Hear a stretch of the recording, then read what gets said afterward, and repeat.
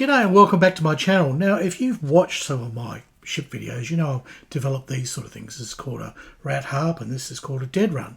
And the whole idea is that the two of them work together. You can do your horizontal rat lines across there, your shrouds run down, and they can connect to your dead eyes, and this basically angles and space everything. And this is a fun little tool that I developed, and I've done it for many ships now. I've probably made about 200-300 of them and sent them all around the world. And they're quite successful, quite good. They solve a problem. They're easy to use. But some people said, look, that's too hard, Harry. I don't want to have to do all this with all this cordage and everything and knotting and all this. Look, can't I just have a part? So I put my thinking cap on. Yes, Basket's thinking cap. That's right. You're the thinking cap.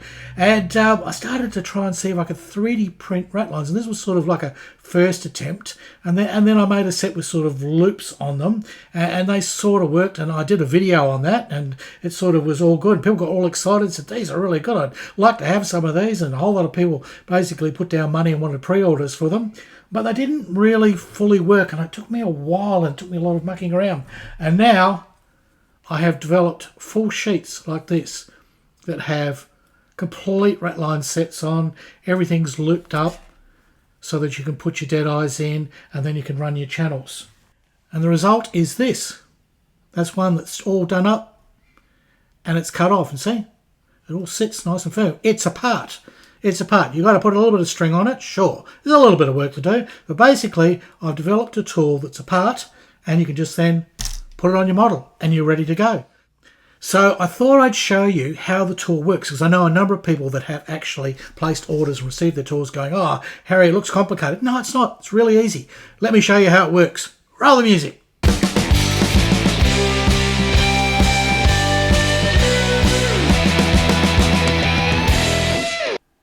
So how does this dead run system work? Well, it's pretty simple, really. I mean, there's loops to put dead eyes in. Everything else is done for you. The rat line's already run. This is a frame that actually I rejected. It didn't go out to a customer. It has a slight defect, and that is because I didn't put this little supporting bracket far enough over. That's all it takes. And this is why it's taken me 6 months to get this right. The tiniest thing wrong, and 99% of it's fine, but it'll just, right?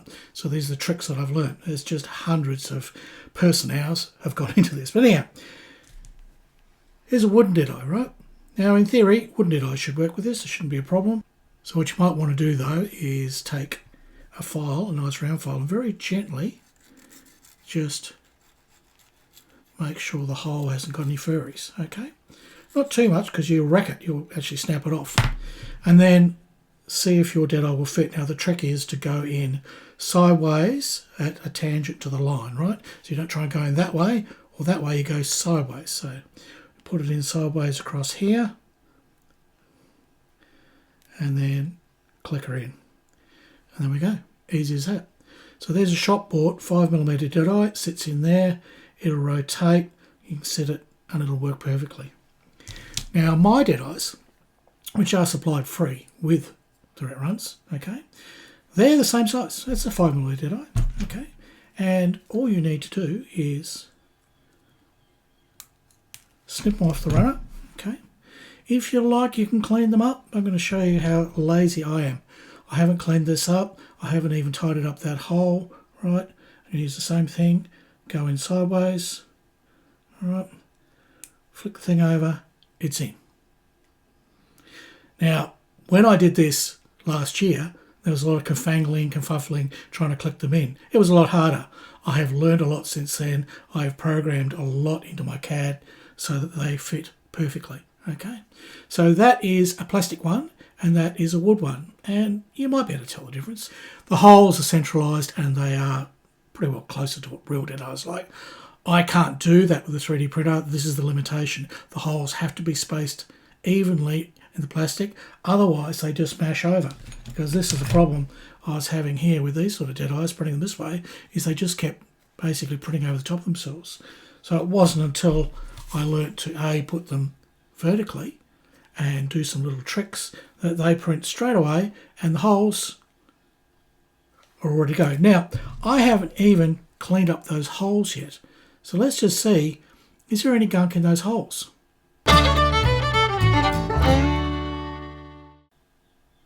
This is a big eye beading needle, right? And I love these because, like the name suggests, it's big and it opens wide. So you don't have to worry about trying to thread your cordage into a tiny little hole. You've got this great big mouth, right? Big eye, and your cordage goes through, you pull it to the end, you're ready to go. Okay, the deadeye's a bit loose in there, and I would advise that you glue them into place because this is a lot safer and a lot more reliable if the deadeye doesn't keep spinning around, but you can still do it. Okay, so what I want to know is straight off the printer, the needle fits through, got to hold the deadeye, yep, easy as that. Going to use this is actually have an Airfix kit, right? And I'll make sure I wax this cordage first because it just helps it slide through the holes, because otherwise it can jam and then everything's horrible. So that's waxed.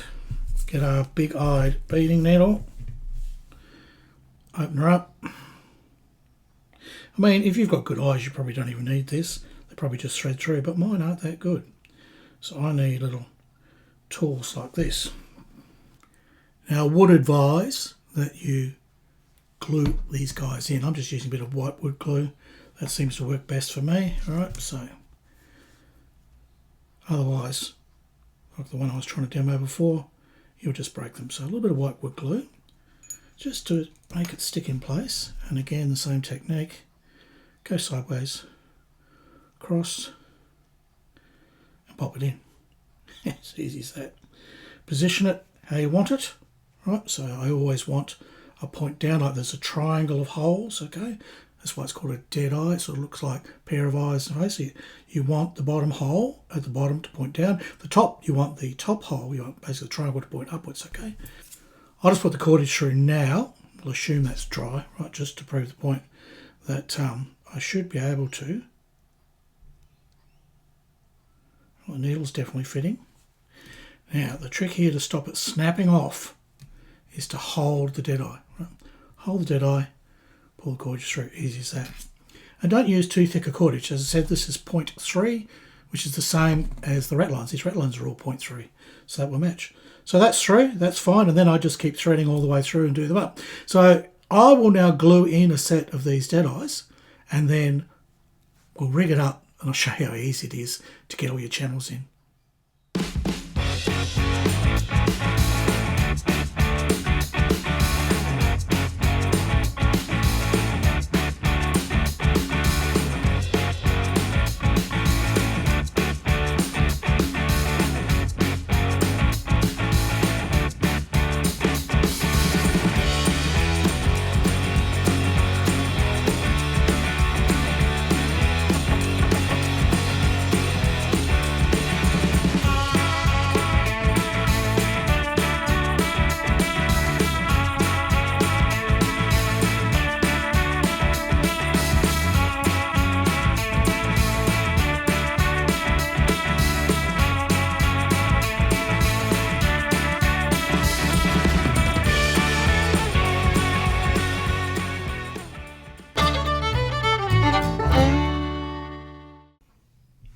I've been very busy here and I have threaded up those.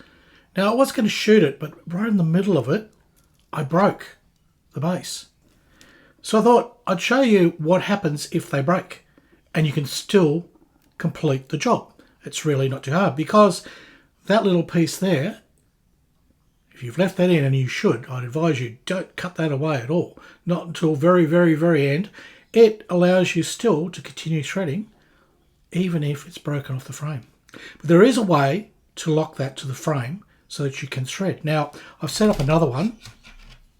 I've just glued these in here before breakfast, and they're nice and firm now. But if they had broken, the solution to fix loose ones, all you'll need to fix it is exactly the same as with the dead runs. Remember in the dead runs, if you've seen those videos, maybe you haven't, in the dead runs, if your dead eyes are a little bit loose, right, and they're going to fall out, the trick is to get some tape and just run clear tape over the back to hold them in place. And you can still thread through. The trick is when you put the tape on, the two holes towards the middle, don't put tape over them, you just put the tape over the one hole at the bottom and you will stick your needle through, but it doesn't matter. It all rips off at the end and it's really easy. So all you've got to do, if this happens, and you can do it on the back or the front, it won't matter, is just line it up below the two top holes, right? Easy as that, and fold it over, and that will now hold everything in place so they don't move now. So it's even probably, if you're worried about breaking them, because this thing is fragile, is if you tape it up now, you won't have any problems at all threading through. So let me rig up the channels on this one that I've just recently glued in, and you'll see that the process is just as easy as when I did them on the dead runs. Alright, so first off, you need a stopping knot. So if you've watched my assembly on the dead run, you'll know this is exactly the same. This is essentially a dead run in a set of ratlines. That was the whole idea, is to combine the two ideas so that you would get the correct spacing and angling. You know, it would all be as easy as that. So I'm just doing 2 or 3, trying to get them all to line up on exactly the same spot. The reason I am making this knot, it's a stopping knot, and the thing is to stop the very first one that you do from basically running all the way through, because you want to have some tension on this. Now, I always work from the back first, so that is the side with the text on. It's the front, this is the side of the back. So I usually work from the most outside one here, and through I go. And those are dead eyes I haven't even cleaned up. Right, so straight off the fret, they will take the needle. But it would be a good idea to check them. So that one, I've got 2 knots there. Yep, that's holding nicely. Again, we don't need to pull too hard. And every time I work on this, I am holding the dead eyes, right? So if you're pulling, don't pull in midair, pull on a held dead eye, and then you'll have less chances of breaking everything. So again, through there, probably got far too much string here, Harry. Yes, this might come back to bite me. So holding that one, a couple of fingers, oh, a couple of nails, 1 finger. How many fingers you got, Harry? So through it goes. And there we are, there's our first line from outside end to outside end, just have your wits about you. Remember, at the front, it's all got to be parallel. At the back, they crisscross. So coming down from the hole there to down here, and we'll just poke through that tape. That's not too hard. It's only very thin tape. You don't have to use, I've got, I think, magic tape there, which is just a bit thicker. Through that comes. And there you go, there's that one. And we go up to the top center one now. Always matching. Again, hold the dead eye as you pull. So there we go. There's 2 of them. Don't worry about that back one. It's getting in the way, isn't it? It's annoying. Pull that away, there we go. So now, as you can see, we've got 2 of them now. So round to the back. Once you get in a rhythm with this, you can do them very quickly. And pulling that one through and out. And then the last hole is an outside one. Outside the dead eye, sort of inside of this. And again, as I said, once you've sort of done a few, you're in the rhythm. Sometimes it's a good idea to sticky tape that out the way, otherwise it gets in the way and gets tangled on what you're trying to do. Now, you've basically done all the holes now. So now that very last one, it's going to tie off to the first one. This is far too big a big-eyed needle for this task, quite obviously. There are smaller ones, and I don't know what happened to mine. I think I've lost them all. So I'm stuck with this very big one, but you can still accomplish it. It's doable. It's just a bit tricky on camera with everyone watching, because the needle's just going everywhere it shouldn't. All right, tie it off. Ta-da! Right.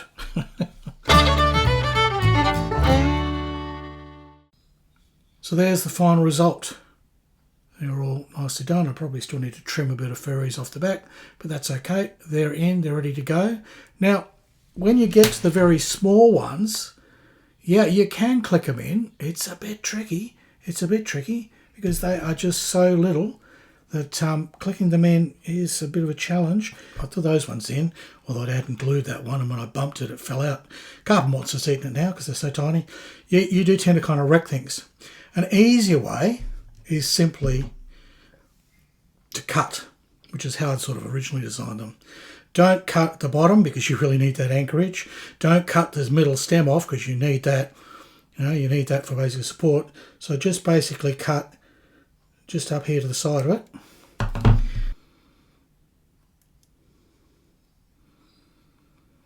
You can get them in just because you've just got that little more room. Trick then is to position it and glue it up immediately because you've broken that. That cut will get hidden because remember your cordage is going to go across there. So that's the only way that I know to get those done without all the drama. Especially if you're using like aftermarket ones, like these are supposed to be 3.5s, but actually they range from about 3.7 to 3.9, which you will never ever get in there. We'll give it a try. We'll try one. Probably get it into the broken one, just. So trying to get them into any of these others will be next to near impossible. Yeah, they just won't fit. They're just too big. But this one, I'll pop him out. We should be able to get it into there. So you'll eventually get them in with a bit of persuasion.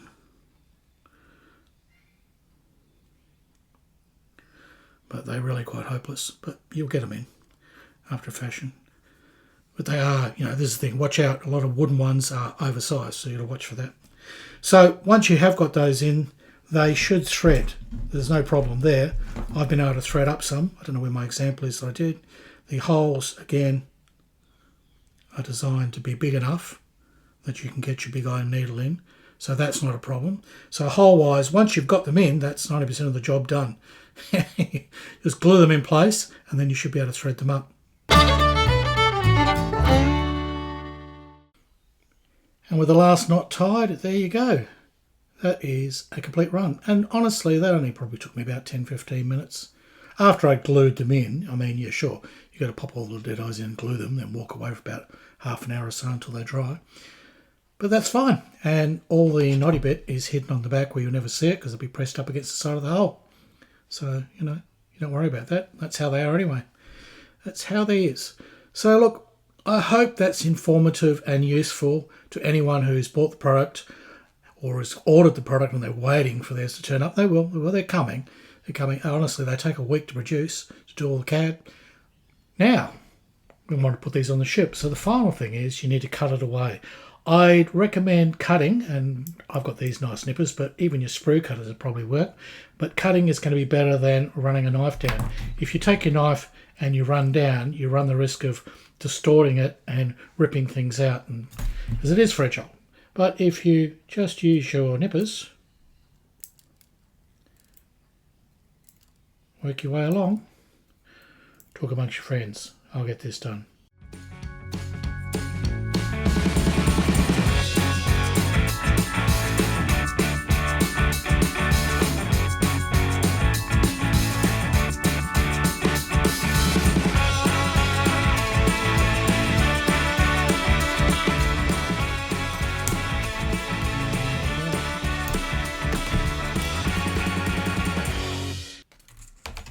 That's it. And as you see, it pretty well holds its shape, and I haven't put any glue on those yet, but I don't need to because those little lines, right, the extension of the shrouds is inside there. Now, you could just leave that on there. No one will probably ever see those little things. You'd probably paint this black anyway, and maybe you'll paint the horizontal ratlines the jute colour. You'd paint it all up. I'd probably advise paint that little beam there, the little piece, paint that the colour of the side of your boat. And that way, no matter what angle they look at, and you actually look side on, it'll just blend into your boat or your ship, right? So it won't be a problem at all. But that is now ready to go, and there's little nubs there which will basically just set into your channel board. Easy as that, and it's a piece. That's what people ask me to make. A thing that you can just go and put on your model, and there it is, right? Even hold it upside down, it's fine. So, I know this video won't be for everyone because not everyone wants one of these. Die-hide modelers will go, oh no, you want to do a string. And look, I like to do a bloody cordage. You know, I like to run my shrouds and do all that. That's what the rat harp tools and the dead run tools are for, so that you can use cordage, but they make it easier. But for those of you that went, no, look, that's even too hard for me. I want something that just is a part. Well, here's a part. You have to do a little bit of rigging because there's no way I could 3D print those little channel lines. They're a little bit too tricky, and if you want to know why, I'll give you a 10-page explanation as to why that is so hard, right? But this works, and this is a solution, and I'm pretty happy with it. And although it does take a while to develop for each ship, quite a bit of CADing, it can be done. So look, if you made it this far in the video, look, I thank you. I know it's sort of a long slog, but look, there's buttons, buttons, and they are get knotted now. Yes, click one of those buttons, you'll probably get knotted, yeah. And if you want to donate to my fund, because, you know, these things take forever to make, buy me a curry. Yeah, you really could. It'd help me out. And if you want to order some, there are 4 on the store at the moment. I think the Great Western, the Victory, the Constitution, and the Prince. All right, and only in specific scales. I can't do them in really small scales. I can't do them for wood ships. It'd be ridiculous. Why would you want to put plastic ratlines on a wood ship? Don't be so lazy. Tie the string. All right, that's it. It's goodbye from Australia, and it's hooroo from Harry Houdini.